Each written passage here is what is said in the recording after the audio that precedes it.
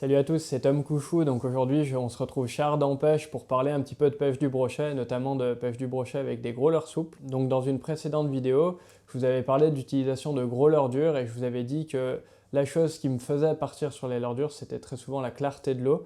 Donc tant que l'eau restait vraiment avec une visibilité, on va dire, de 20 à 50 cm, je partais quasiment systématiquement sur des leurres dures.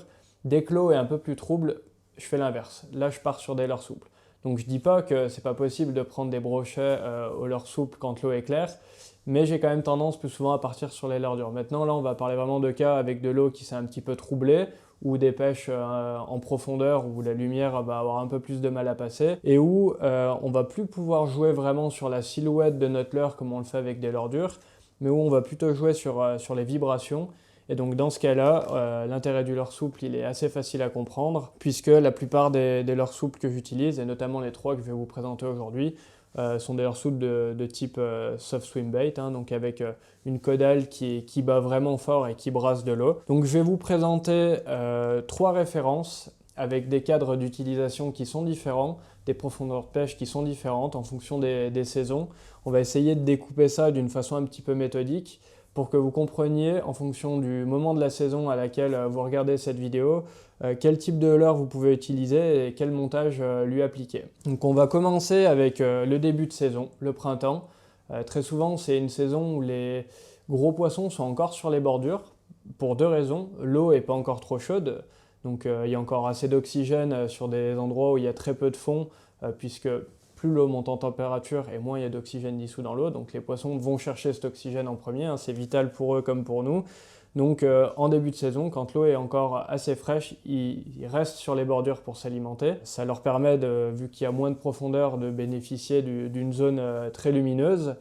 Et la deuxième raison qui fait que ces poissons-là sont sur les bordures en début de saison, c'est le fait tout simplement qu'ils sortent de la fraie. Donc ils sont venus frayer dans peu d'eau et ils sont restés là tout simplement parce que les conditions étaient bonnes pour eux, que ce soit pour chasser ou tout simplement pour s'embusquer sur les moments où ils ne sont pas en chasse. Donc en début de saison, on va pratiquer donc, sur les bordures et on va utiliser donc, des leurres souples qui vont être assez peu plombés, tout simplement parce qu'on va pêcher dans des profondeurs restreintes et que plus on va plomber, plus on va avoir tendance à tomber dans les herbiers, à s'accrocher et on ne va pas pouvoir présenter comme il faut.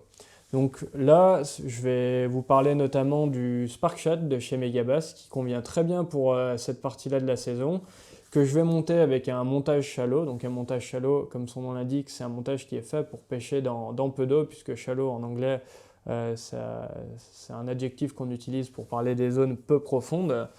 Et donc le montage shallow, j'en ai un ici. Donc là, c'est un montage shallow de chez Xorus qui est tout prêt, qui est constitué donc d'un screw qu'on va visser dans la tête du leurre, d'une petite chaînette d'embryons rolling qui vont permettre de laisser beaucoup de liberté au trip, notamment pendant les combats, déjà pour ne pas abîmer le leurre, mais aussi pour pas que le poisson puisse prendre appui sur le triple et se décrocher.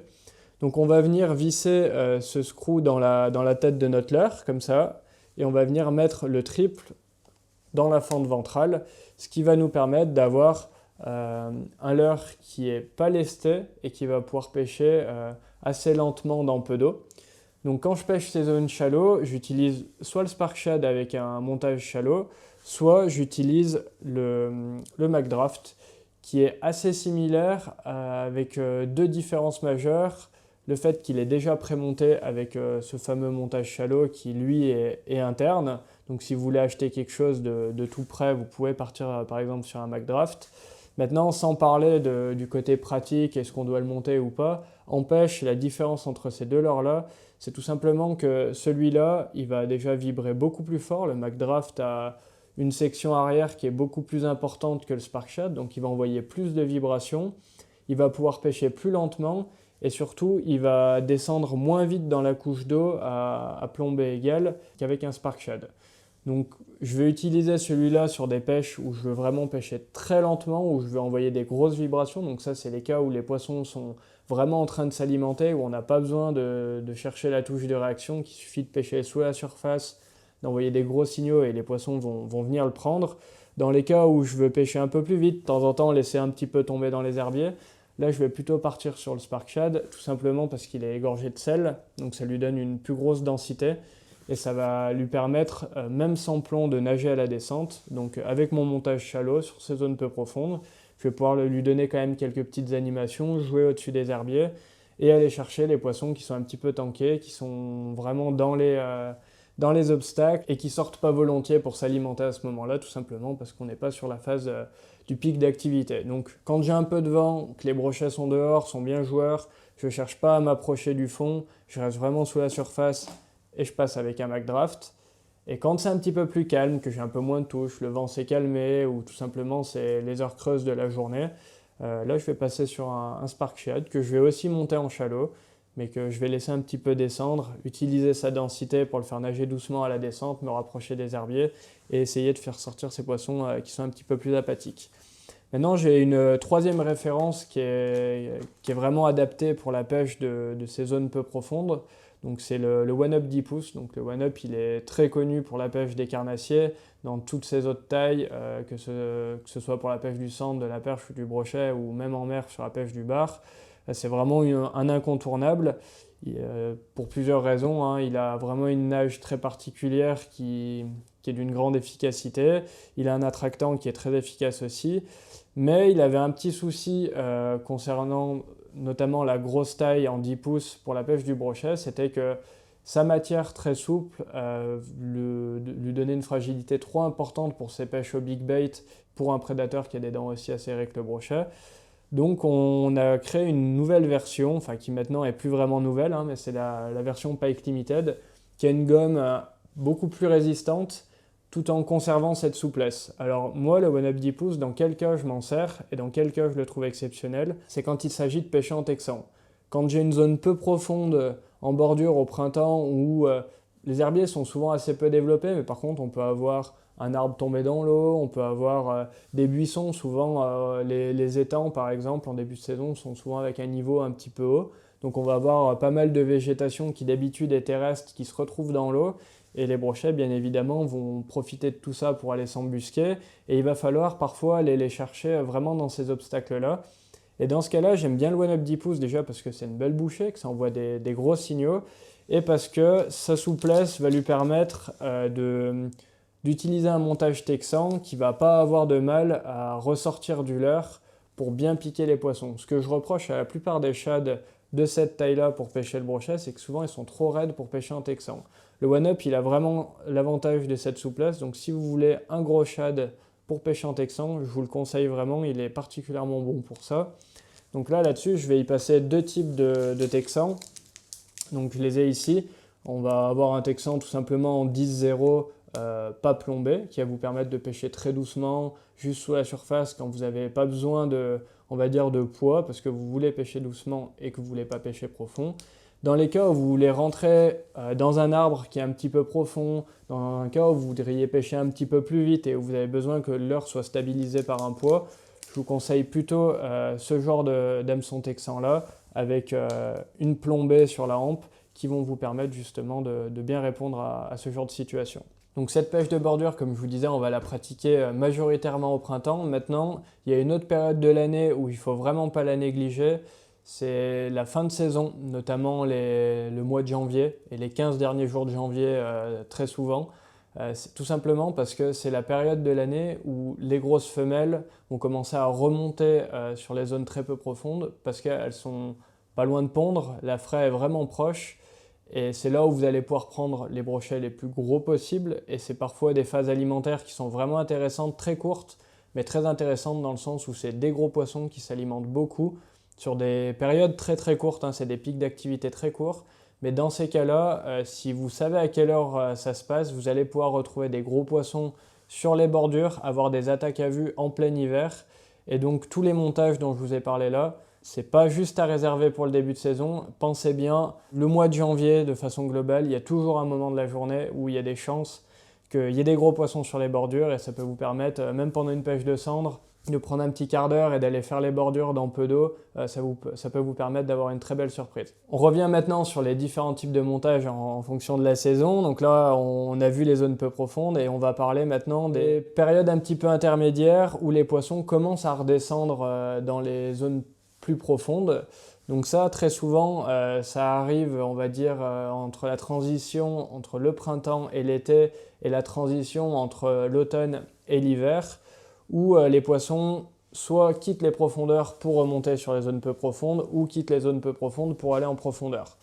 Donc dans ces cas-là, on va pêcher très souvent des cassants, des zones avec des pentes beaucoup plus importantes et des profondeurs qui peuvent aussi être plus importantes. Donc souvent les zones shallow, on va dire entre 1 et 3 mètres. Et les cassants, là on va parler de cassants qui sont plutôt situés entre 3 et 15 mètres de profondeur. Voilà, des grandes pentes sur lesquelles les brochets vont venir se placer, soit pour monter chasser en pleine eau, soit tout simplement pour intercepter les poissons qui naviguent le long de la pente.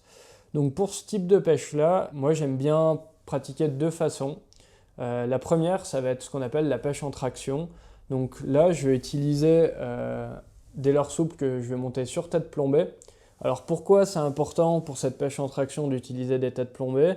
À la différence de quand on pêche sur des zones shallow, c'est que là, on ne veut pas que le leurre souple descende à plat. On veut qu'il descende la tête première, on a envie qu'il rentre dans la cassure pour pouvoir effectuer justement ces tractions et avoir une animation en dents de scie sur les cassants. Donc là, c'est vraiment important que le poids soit en tête et que le leurre descende de cette façon-là. Donc la tête plombée est primordiale. Très souvent, le montage de base pour faire ces pêches-là, ça va être le montage 360. Donc un montage 360, c'est une tête plombée avec un émerillon rolling. Le rolling va permettre au triple d'effectuer un 360. Et le triple, on va venir le placer sur le premier tiers du leurre, tout simplement parce que les brochets sont des poissons qui attaquent en tête. Le but, c'est de prendre le poisson de cette façon-là et de le faire rentrer dans ce sens, tout simplement parce qu'un brochet qui mangerait une perche dans ce sens, avec la caudale, il va y avoir tous les pics du poisson qui vont l'empêcher de l'avaler comme il faut. Donc il cherche très souvent à prendre la tête en premier, et c'est pour ça qu'il est vraiment important que tout l'armement soit basé sur le premier tiers du leurre. Donc un bon montage 360, ça ressemble à ça. C'est pas très compliqué à faire, mais Ardent ont une très bonne idée de vous proposer des leurres souples déjà montés en 360. Donc je vous conseille, si vous débutez, d'acheter un ou deux de ces leurres souples déjà prémontés pour vous familiariser un petit peu avec le montage et comprendre ses intérêts, comprendre comment il est fait pour ensuite les faire vous-même. Mais voilà, le montage 360, il ressemble à ça. Et la façon dont je l'utilise en traction, c'est je laisse couler sur le fond dans le cassant. Je mets une grande traction, presque un ferrage. Il ne faut pas avoir peur de décoller très fort le leurre sur une traction très sèche. Ça va vous permettre de faire un appel au poisson. Il va voir le leurre partir, il va commencer à le regarder. Et sur la phase de descente, très souvent c'est là qu'il va venir le prendre ou sur la fin de la traction. Ce que je vous conseille, c'est que pour la phase de descente, de bien prendre garde à la tension que vous allez mettre dans votre ligne, dans le sens où certaines journées, il va falloir que le leurre redescende très vite. Donc c'est-à-dire que vous allez mettre votre traction et puis vous allez laisser descendre le leurre avec beaucoup de mou pour qu'il aille très vite sur la phase de descente. Il y a des jours où ça marche très bien. Il y a des jours où au contraire, il faut mettre votre traction et garder beaucoup de tension dans la ligne en récupérant très vite le mou pour bien faire planer votre leurre. Il n'y a pas de façon de faire idéale. C'est soit vous le laissez redescendre vite, soit vous faites planer. Voilà, ça c'est la petite variante que vous pouvez mettre dans votre pêche en traction. Et après, vous faites évidemment varier le poids de votre tête plombée pour pêcher plus ou moins profond et plus ou moins vite. Ça, c'est la première façon de pêcher ces zones de cassure. Maintenant, là, on parle de poissons qui sont un petit peu difficiles, pas vraiment en phase d'activité alimentaire, puisqu'on va aller faire une pêche de réaction sur le fond, sur le cassant. C'est vraiment pour provoquer leur réflexe. Parfois, il n'y a pas besoin de faire ça. Parfois, les poissons sont vraiment en train de manger. Et il va suffire de passer au-dessus du cassant pour les faire monter.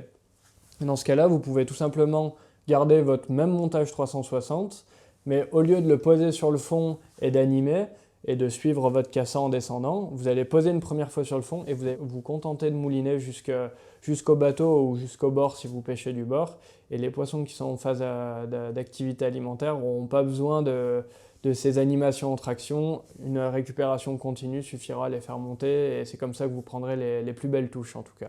Donc vous pouvez le faire avec le Spark Shad, vous pouvez aussi le faire avec un McDraft, et dans ce cas-là, vu qu'on parle de zones un petit peu plus profondes, je vous conseille d'ajouter un petit plomb sur l'anneau d'attache du triple, ce qui va vous permettre de régler la hauteur à laquelle vous allez faire passer votre leurre en fonction de la profondeur à laquelle vous souhaitez pratiquer. Donc là, on a vu deux types de postes. les zones très peu profondes, les zones shallow, les cassants. Maintenant, il y a aussi des cas où c'est un petit peu plus rare, c'est pas dans tous les milieux, mais ça concerne très souvent les plus gros poissons. Voilà, les brochets d'1,20 m, 1,30 m se prennent très souvent comme ça. On va parler de poissons pélagiques, de poissons suspendus et de poissons qui chassent autour de grosses boules de vif. Donc ça, par exemple, là, à côté d'Ardan, il y a le réservoir Saint-Michel, il y a aussi le lac de Guerre-les-Dents. C'est vraiment des endroits où ça peut arriver.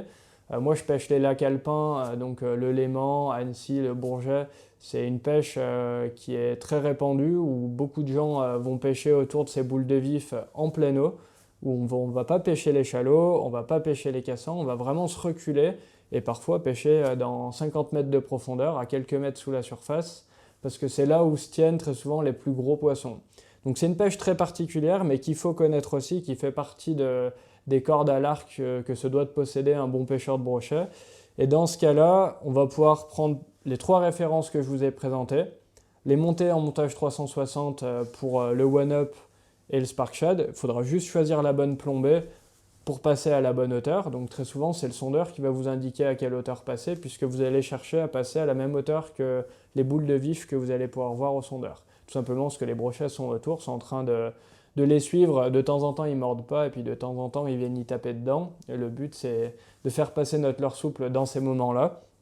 Donc vous pouvez prendre un one-up et un spark shad, le monter en 360, en avoir différents grammages dans vos boîtes pour passer à différentes hauteurs. Ou vous pouvez prendre un McDraft, que ce soit en 8 pouces ou en 10 pouces. Donc pour ces pêches-là, je vous conseille quand même plutôt le 10 pouces. Le but, c'est de chercher un gros poisson, d'être détecté au milieu de milliers de poissons, parce que parfois, ces boules de vif, elles sont vraiment très, très vastes. Il y a beaucoup d'individus à l'intérieur, certes de petite taille, mais plus votre leurre sera gros, plus il va brasser de l'eau, et plus le brochet aura de chance de capter votre leurre au milieu de tous ces petits poissons. Donc je vous conseille vraiment un McDraft 10 pouces quand vous essayez de faire ça, et comme ça vous pourrez faire varier sa profondeur de passage. Même chose que quand on pêche sur les cassures, tout simplement en changeant votre plomb que vous attachez sur l'anneau d'attache du trip ventral. Donc là, je pense qu'on a vu tous les types de postes sur lesquels on peut utiliser un leurre souple et la façon dont on peut s'en servir. Avant de terminer la vidéo, je voulais vous parler un petit peu des cannes que vous pouvez utiliser pour faire ça.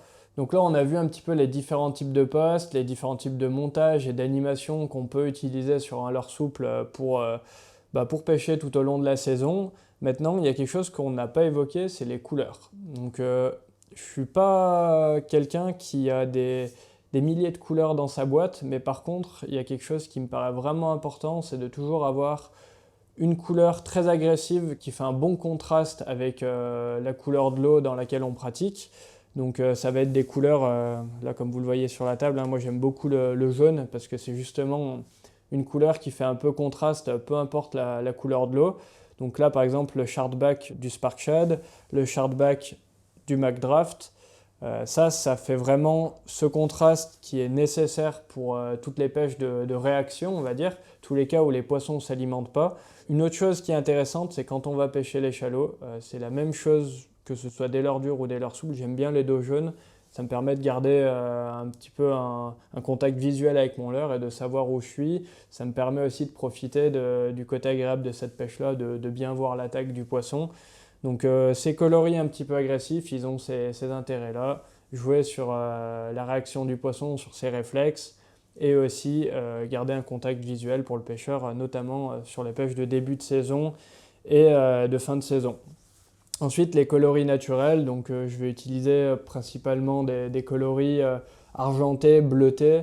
Donc là, j'ai le Pro Blue du One Up, qui est vraiment un grand classique qui passe partout. C'est pour moi un des coloris naturels qu'il faut avoir dans sa boîte. Avec ça, on sait que s'ils sont sur quelque chose d'assez neutre, il y a de fortes chances qu'avec ça, on arrive à trouver la pêche.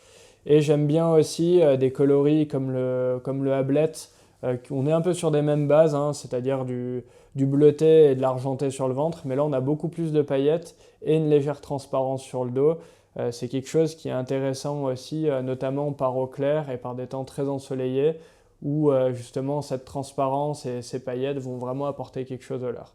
Donc en termes de couleurs, je vous conseille de faire gaffe, avoir un peu de transparence dans sa boîte, avoir des coloris naturels assez neutres, et avoir des coloris au contraire très tranchants avec des forts contrastes. Avec ces 3 types de couleurs-là, normalement, vous pouvez faire face à peu près à toutes les situations, tous les types d'eau, toutes les conditions de visibilité, etc. Donc je pense que je vous ai dit ce que je savais sur la façon dont j'utilise les leurres souples et comment je fais mon choix dans les couleurs. Un dernier petit truc que j'aimerais vous présenter, c'est les cannes, parce que pour ces pêches-là, il faut des cannes assez particulières. Quand on parlait de pêche au leurre dur, je vous parlais de cannes avec une pointe très souple, qui vont vraiment bien absorber les coups de tête du poisson, pour éviter de décrocher les poissons qui justement ont eu un peu de mal à avaler les leurres, très souvent qui sont agrafés sur le bord de la gueule. Au leurre souple, on n'a pas ce problème-là. Au leurre souple, on a besoin d'une canne, notamment quand on pêche profond, avec une pointe rapide pour bien faire rentrer l'hameçon dans la gueule du poisson. Donc il faut, à l'inverse de quand on pêche au leurre dur, une pointe de canne qui est assez sèche, assez raide. Donc pour ça, je vais vous présenter notamment un modèle, la 73H, donc la Pike spéciale.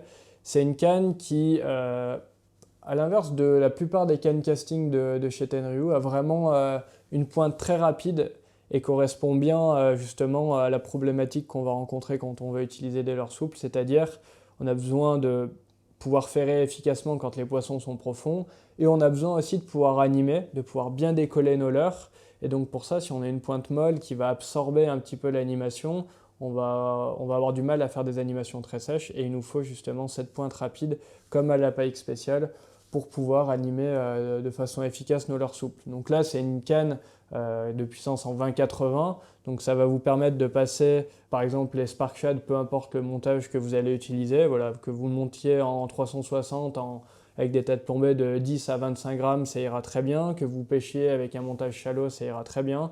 Globalement, pour tous les leurres souples, on va dire de 6-7 pouces, si vous voulez attaquer un petit peu la pêche du brochet au leurre souple, cette canne-là, elle va super bien. Elle permet d'être précis, elle n'est pas trop longue, le talon il n'est pas trop long non plus, juste assez pour pouvoir propulser des leurres un petit peu lourds tout en restant précis. Donc c'est vraiment une très bonne canne quand on veut se faire plaisir dans la pêche du brochet au leurre souple. Elle est ultra tactile, on va savoir quand on pose notre leurre souple dans des herbiers ou si on l'a plutôt posé sur des rochers. Il y a vraiment un côté tactile qui est agréable mais en même temps utile pour cette pêche-là.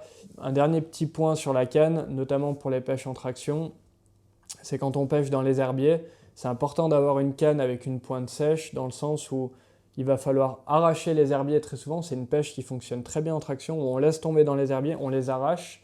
Et pour ça, c'est vraiment important d'avoir une canne raide en pointe pour pouvoir justement extraire leur soupe de façon un peu brusque, mais aussi très souvent pour bien détecter la touche, puisque le brochet peut prendre quand on sort le leurre des herbiers, mais aussi quand il retombe dedans. C'est des touches qui peuvent être discrètes, et d'avoir une canne un petit peu rapide d'action et très résonante, ça va vous permettre justement de ne pas rater ces touches qui peuvent parfois être un peu moins brutales que ce qu'on peut avoir l'habitude de retrouver avec les brochets. Donc là, je pense qu'on a un petit peu fait le tour sur la pêche au leurre souple. Si jamais vous avez des questions, s'il y a des choses qui n'ont pas été traitées dans la vidéo, n'hésitez pas à laisser ces questions dans les commentaires. Je me ferai un plaisir de venir vous répondre, à l'équipe d'Ardan aussi. Et puis moi je vous dis à bientôt.